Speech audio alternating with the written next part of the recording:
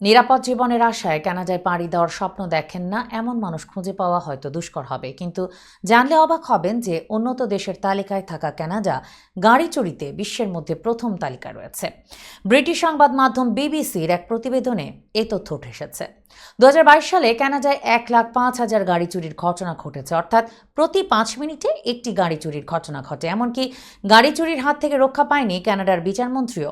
সরকারের কাছ থেকে পাওয়া তার টয়োটা হাইল্যান্ডার এক্সেলই গাড়িটি দুজন চোর চুরি করে নিয়ে যায়।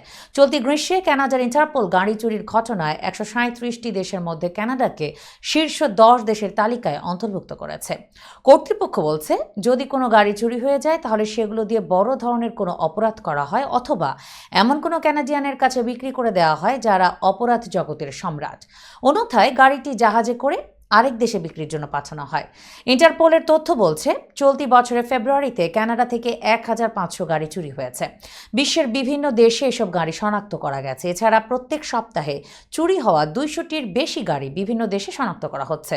সাধারণত এগুলো বিভিন্ন দেশের বন্দরে রাখা হয়েছে।